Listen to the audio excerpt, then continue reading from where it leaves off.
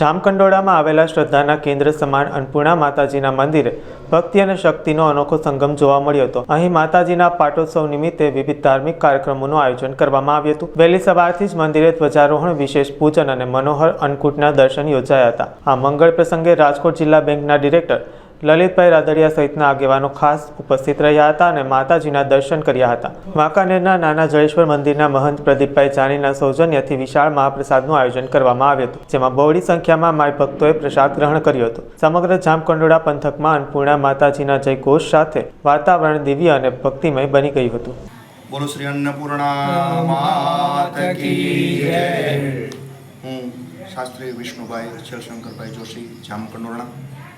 માના સાનિધ્યની અંદર માના વ્રતની પૂર્ણાહુતિ થાય છે અને એ દિવસે મા અન્નપૂર્ણાના સાનિધ્યની અંદર જે જામકંડોરણાના નગરદેવી તરીકે વિખ્યાત છે અને માત્ર માના ભક્તો જામકંડોરણામાં નહીં પણ દેશ વિદેશથી સોશિયલ મીડિયાના માધ્યમથી કેટલા વ્યક્તિઓ માના દર્શન કરતા હશે એની ગણતરી કરવી મુશ્કેલ છે.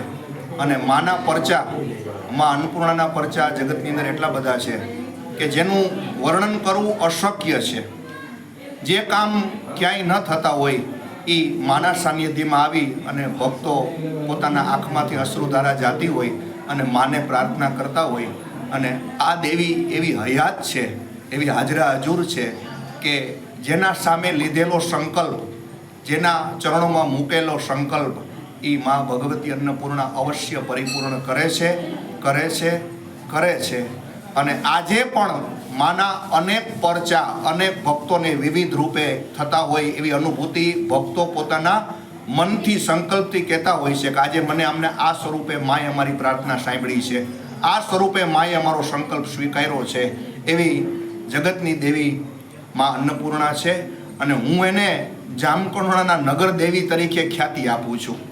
જેમ કોઈ સંતથી, કોઈ ભગવાનથી ગામનું નામ ઉજળું બનતું હોય એમ હું એમને એવી મારા મતથી ઉપમા આપું છું કે જામકંડોરણાની નગર દેવી હોય ને તો એ મા અન્નપૂર્ણા છે. અને હું પણ મા પ્રત્યે એટલો પ્રેમ આસ્થા ધરાવું છું. અને અહીંયા પૂજારી પરિવાર રાજુભાઈ અને નિલેશભાઈ, બે ભાઈઓ પણ ખૂબ જ સરસ માના પૂર્ણ ભાવથી માની સેવા વર્ષ બંને ભાઈઓના વર્ષના વારા હોય છે. ખૂબ જ બંને પૂજારી પરિવાર માનું ખૂબ જ ધ્યાન રાખે છે. અહીંયા આવનાર ભક્તોને પણ ખૂબ સંતોષ થાય છે. અહીંયા આવનાર ભક્તો પણ અહીંથી પ્રસન્ન થઈને જાય છે. અને મા અન્નપૂર્ણાને માટે એક લીટીમાં કહું ને તો રોતા રોતા માના ચરણોમાં આવે છે અને અહીંથી જ્યારે પાછા નીકળે ને ત્યારે હસતા હસતા મા એને મોકલે છે. એવો પરચો મા અન્નપૂર્ણાનો છે. અને વિશેષ અત્યારે આ યજ્ઞનો આચાર્ય ઘણા વર્ષો થયા મા અન્નપૂર્ણાના યજ્ઞ માની કૃપાથી મા પ્રેરિત કરે અને માના યજ્ઞ આચાર્ય પદે હું આ અન્નપૂર્ણા ક્ષેત્રની અંદર કરાવું છું. અને મારા કુળદેવીના રૂપમાં હું એને જોઉં છું. મારી કુળદેવી છે એ ભાવથી હું પણ વ્યક્તિગત એટલી મા પ્રત્યે શ્રદ્ધા રાખું છું. અને અત્યારે ખૂબ જ સરસ માનો પાટોત્સવ ચાલે છે.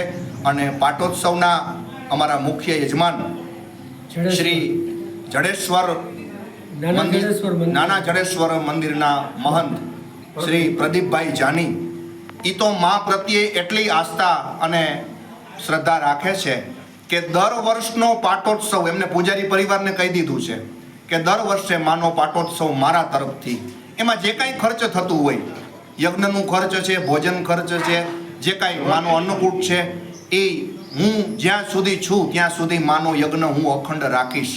આવો પાટોત્સવ અત્યારે માના સાનિધ્યમાં ચાલી રહ્યો છે, યજ્ઞ ચાલી રહ્યો છે. અને થોડી વારમાં હમણાં યજ્ઞની પૂર્ણાહુતિ બાજુ આપણે આગળ વધશું. યજ્ઞ શરૂ થશે, ત્યારબાદ યજ્ઞની મધ્યાહન કાલે પૂર્ણાહુતિ થશે. અસંખ્ય માના ભક્તો આજે માની વ્રતની પૂર્ણાહુતિ છે અને એનો પ્રસાદ લઈશે. અને વિશેષ માના ચરણોમાં એટલી પ્રાર્થના કરી કે જાની પરિવાર, પ્રદીપભાઈ જાનીનો પરિવાર, એમના સગાવાલા, ઇષ્ટમિત્ર, અને હું તો ત્યાં સુધી કહું છું કે મા અન્નપૂર્ણાના સાનિધ્યની અંદર અહીંયા જેટલા ભક્તો તન મન ધનથી જે કાંઈ સેવા પૂજા ઉપાસના કરે છે ને, મા અન્નપૂર્ણા એને દરેક પ્રકારે ફળ આપે છે, વિશેષ ફળ આપે. અને અહીંયા આવનાર દરેકની મનોકામના મા અન્નપૂર્ણા પરિપૂર્ણ કરે એવી પ્રાર્થનાની સાથે બોલો અન્નપૂર્ણા માત કી જય.